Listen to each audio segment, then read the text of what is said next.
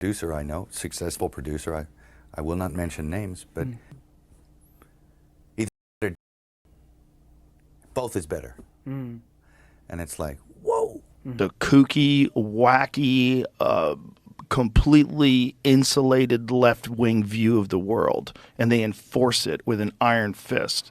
And if you're not on that team, you don't get booked. You know, I think he's a very intense, very unusual, eccentric guy.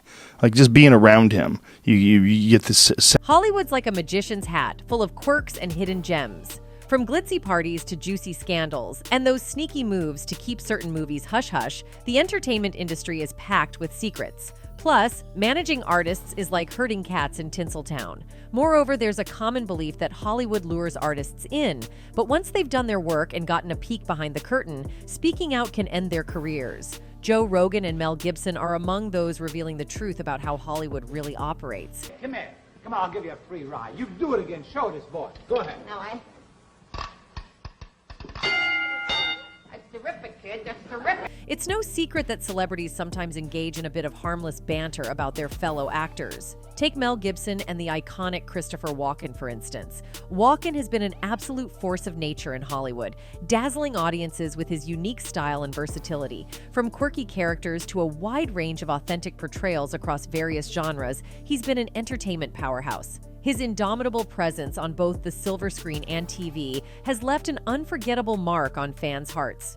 With a voice that could command a room, a face that could launch 1,000 ships, and an expression so serious it could turn milk sour, Christopher Walken has that spooky presence that makes Hollywood sit up and take notice. But what really sets him apart are the spine-tingling roles he takes on. Walken specializes in playing characters so intense they send shivers down your spine faster than a roller coaster. Sorry.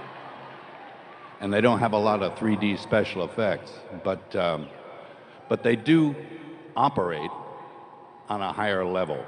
It's no surprise that when fellow celebrities saw Walken regularly donning the cloak of such serious and scary roles, they couldn't help but associate him with those characters. Some might say people were more scared of Walken off screen than on. Take Denis Villeneuve, for example.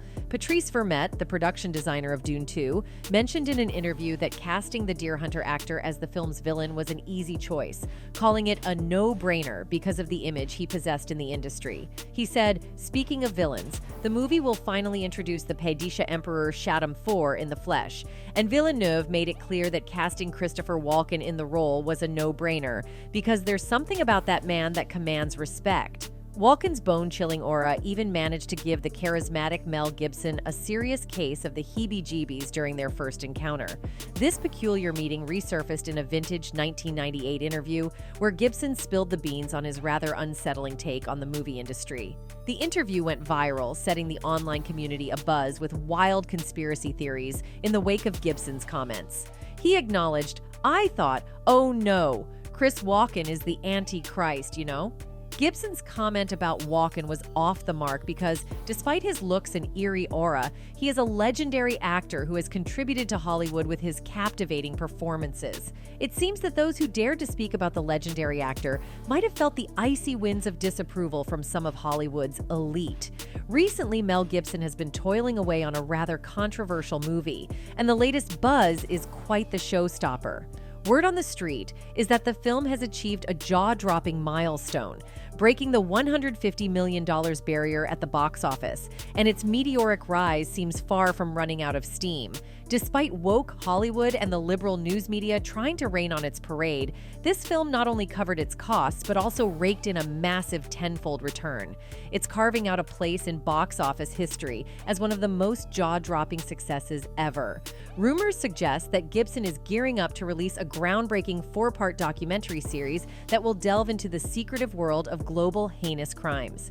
According to sources at Newsweek, this stunning revelation aims to highlight the industry's staggering annual revenue of $34 billion, a figure so huge it's mind-boggling, surpassing even the yearly earnings of the airline industry. Here's Tim Ballantyne from Operation Underground, reportedly the main character in Gibson's movie. He's a key figure in the global fight against human trafficking and shared insights into Gibson's role in the project. Ukraine. Got a phone call from Mel Gibson. He actually did the final edit of The Sound of Freedom. That's how we know each other, but not well enough that I'd be getting phone calls. This movie tells the true story of Tim Ballard. The backstory reveals that Tim, who had a background with the CIA and later joined the Department of Homeland Security, spent years targeting consumers of illicit material involving minors. Despite his efforts, he faced challenges in rescuing the children affected by exploitation. Tim described his experience. "I spent 12 years as a special agent, undercover operator for the Department of Homeland Security, focusing on child crimes, counterterrorism, and it evolved. In the early years, it was mostly cases involving individuals possessing and distributing illegal material. I always wondered, where are the kids? Watching these videos broke my heart. I had to witness and describe scenes that were devastating. There's a scene in the movie that particularly breaks my heart, where Jim is in tears as he recounts these horrific scenes involving children as young as 5, 6, or 7 years old. According to Angel Studios, which holds the licensing rights to the film, its purpose is to highlight the global movement to end the trafficking of minors by effectively sharing this film with audiences worldwide. It's incredible how Hollywood appears to be giving this movie the cold shoulder. The film has sparked renewed attention on the industry, raising eyebrows everywhere. One prominent figure now in the spotlight is Oprah Winfrey. Many remember her generous $40 million donation to the Oprah Winfrey Leadership Academy for Girls in South Africa, a school known for its luxurious amenities like a yoga studio and beauty salon. Now sees the opportunity, and that's why this is such a victory. Tomorrow, you will hear me doing the dance because it's a victory. In a surprising turn of events, whispers began circulating that just months after the school's grand opening, the dorm matron faced arrest on charges of several 7th and 8th graders. Oprah reportedly distanced herself from the situation, with rumors suggesting she pointed fingers at the school administration, alleging a cover-up and vowing to pursue justice vigorously. These revelations have harshly spotlighted the darker sides of philanthropy and sparked concerns about how the industry handles serious issues. Regarding the accusations, Oprah stated, "I wanted to hire an independent team because my experience with child predators is that no one ever abuses just one child." The accused, Tiny Virginia Makopo, was ultimately cleared of all 14 charges after a magistrate deemed the case unproven, citing lack of corroboration in the pupils' testimonies. Makopo maintains her innocence, claiming she was wrongly implicated in a conspiracy. The incident has prompted questions about the reliability of allegations and the necessity for a fair and thorough investigation. According to her, "I do not know what steps I am going to take right now, but life for me for the past 3 years was nothing but hell," she told the Times of South Africa today. "I have been struggling.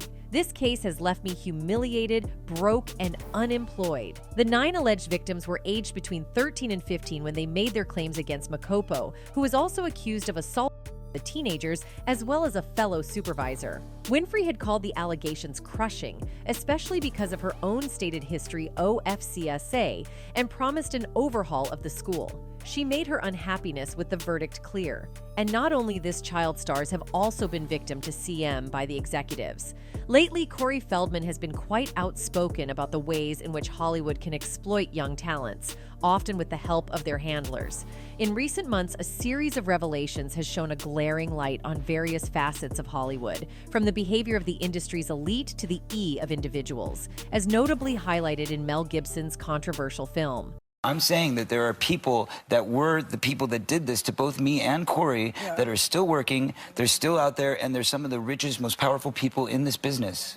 In 2013, Cory Feldman demonstrated immense courage by publishing a memoir where he openly chronicled the maltreatment that he and his co-star, Haim, had endured at the hands of influential figures within Hollywood. Astonishingly, Feldman revealed that these took place when they were merely 11 to 13 years old, shedding light on the dark shadows that can loom over young actors in the entertainment industry. Hey, well, she makes it sound so easy and harmless, I might as well. If my mom's doing it, how bad could it be, you know? Feldman's disclosures about the and E he endured throughout his career, notably during his formative years, extended beyond his time in Hollywood. He bravely articulated that his battles with substance A in his later life were, at least in part, a direct consequence of the trauma he had faced during those challenging early years. His story underscores the lasting impact that such experiences can have on individuals. Did it, we had fun. It was like, we were talking, we were sitting in this girl's apartment. She takes me out driving. She taught me how to drive a stick shift for the first time. Cory has been revealing alleged dark activities within Hollywood from the outset. However, as it became apparent that he was becoming increasingly outspoken, certain individuals within the industry began to suppress his voice, preventing him from further disclosure. One of those individuals was Barbara Walters. And they do not want me saying what I'm saying right now. Are you saying that they're pedophiles? Yes. Barbara Walters, renowned for her probing interviews, might have pushed the boundaries in a recently unearthed video clip from an October 2013 episode of The View. During the segment, the seasoned media personality delved into the sensitive topic of Cory Feldman's past A experiences. Feldman had appeared on the show to discuss his memoir, Choreography. Yeah, and that's what you were saying in your book. When you talk to when you talk to And parents, they don't want me here right now. Trust Cory. me. He further went on saying, they would throw these parties where you'd walk in and it would be mostly kids and there would be a handful of adult men. They would also be at the film awards and children's charity functions. Many observers remarked that Barbara Walters appeared to prioritize Hollywood's reputation over Cory Feldman's allegations of childhood SA during her interview with him. An entire industry. I'm sorry, I'm not trying to. I'm just trying to say that it's a very important... Furthermore, Leonardo DiCaprio has also found himself under the spotlight for his romantic entanglements with partners significantly younger than him. It seems that he currently leans toward relationships with individuals who are younger, rather than seeking companionship with women of his own age or older. But I also find it slightly cringy, DiCaprio, that the women are always very young. It's like, well, really, mate? No one your own age? So what do they talk about? However, numerous individuals have pondered the reasons behind Caprio's frequent association with dating younger women and the perception of him as a... Intriguingly, some sources indicate that his preference for younger partners might be rooted in his own past experiences, where he allegedly found himself the target of older individuals when he was younger. I find DiCaprio creepy, actually. Going out with people, easily young enough to be his daughter, or in some cases, probably his granddaughter. It's a fact that Leonardo initiated his career as a child actor, dipping his toes into the world of commercials at a tender age. However, it's vital to acknowledge the challenges that young performers often face in the unforgiving landscape of Hollywood.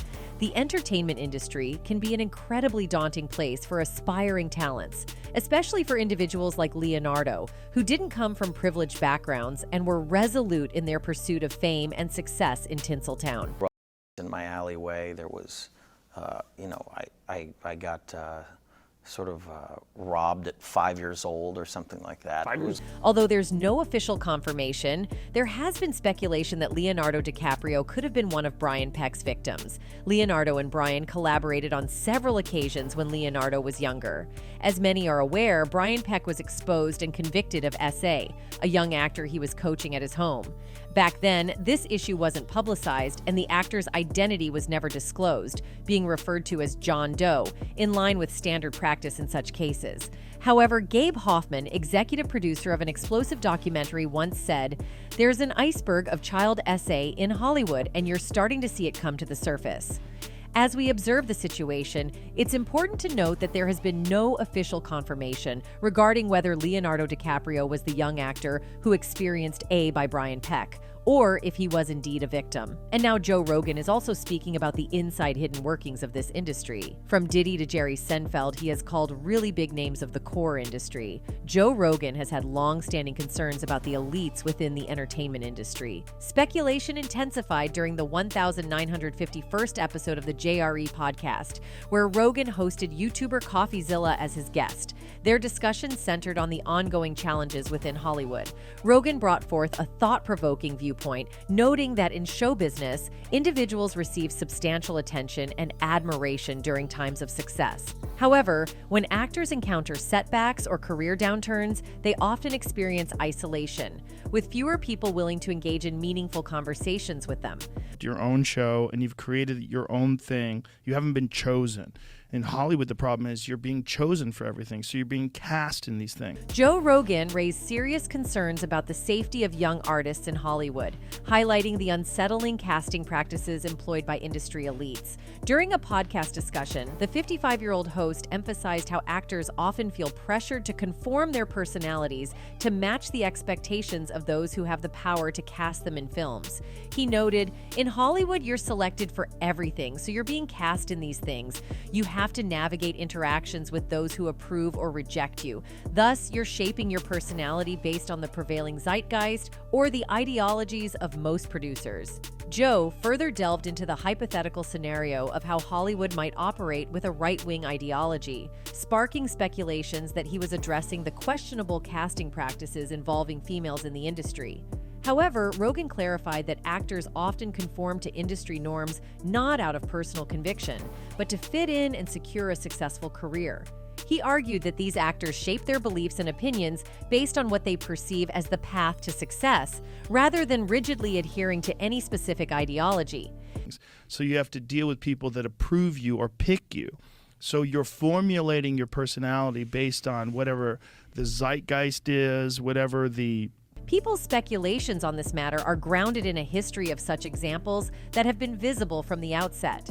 The public is well aware of the demands placed on young female actors by casting agents when they enter the industry with the intention of contributing to society through their work. Whether it's the production of films like The Artist, Shakespeare in Love, or The English Patient, the Queens-born Harvey Weinstein, a serial predator, has consistently demonstrated his talent for creating influential period films. Amidst the Best Picture Oscars awarded to these movies, perhaps he should have taken the time to study Hollywood's history more closely. His involvement in the casting couch practice, where powerful white men exploit young actresses striving to establish themselves in the film industry, reflects a historical precedent as old as the movie business itself. Joe has raised a critical concern by pointing to these examples and individuals who contribute to making the entertainment industry increasingly challenging for women. He asserts that it remains a difficult path for females to pursue their dreams in this field because they often face objectification and mistreatment. He said, "Of course, that's why they're all crazy." He then added, "In the Hollywood, it's even worse, right? Because you don't get to choose your own destiny."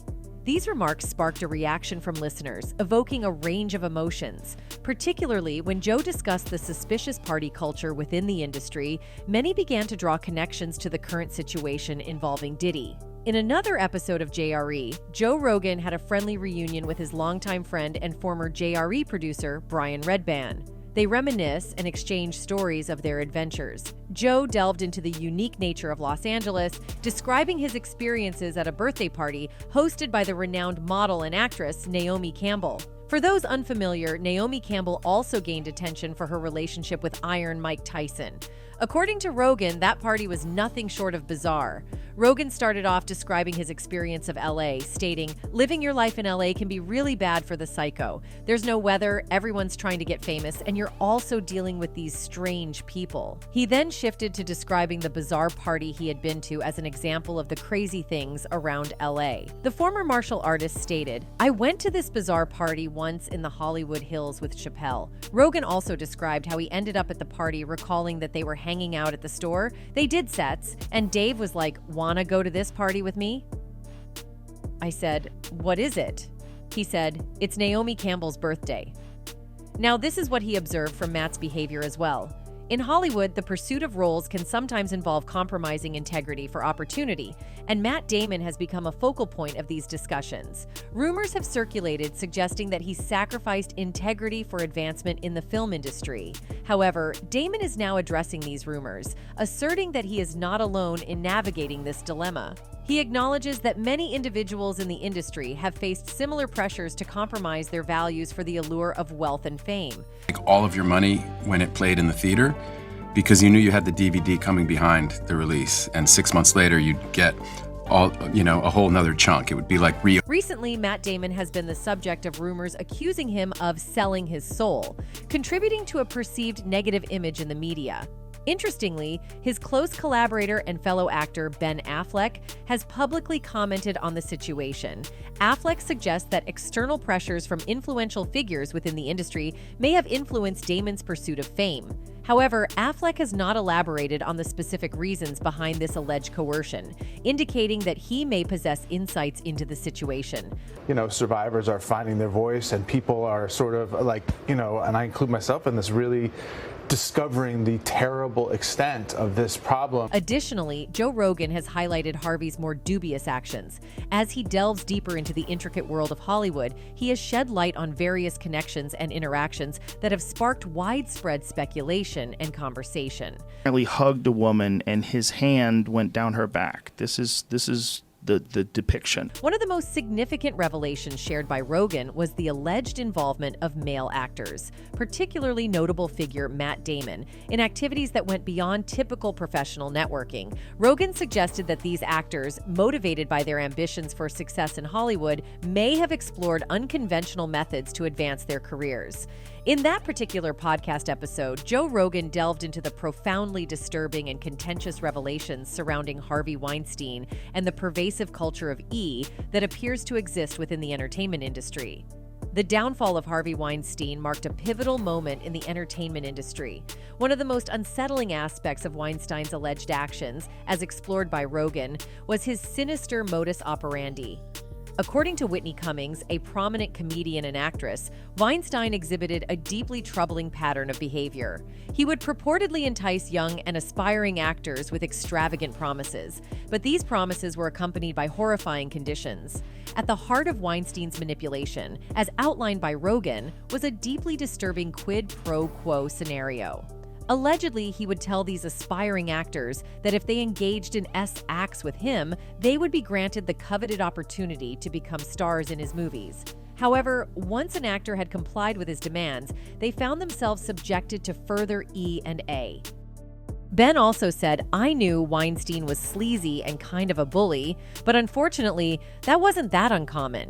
He explained that as a 24-year-old newcomer to Hollywood who had never made a movie, furthermore, Rogan brought to light that Weinstein would lavish these individuals with attention and privileges, effectively maintaining control over them. However, this extravagant treatment came at a significant price, as Weinstein expected these actors to engage in even more intimate and private interactions with him. This created a chilling cycle of manipulation and E that left these actors feeling trapped and powerless in the situation. We're going through something really ugly and disturbing and difficult and terrible and terrifying, and while that was happening, is kind of...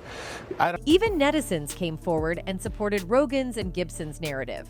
One of them wrote, "The Hollyweird creatures are a prime example of the sleaze behavior that these actors will use to promote themselves. Once you take a knee or both, for a job you can never look in the mirror and see the same person ever again. Great job, Joe R." Another one added, "It isn't any one specific person. This is the way it has always been for almost every single celebrity you have ever heard of and known. Same case for most pop music artists. Rappers too. The whole industry is F."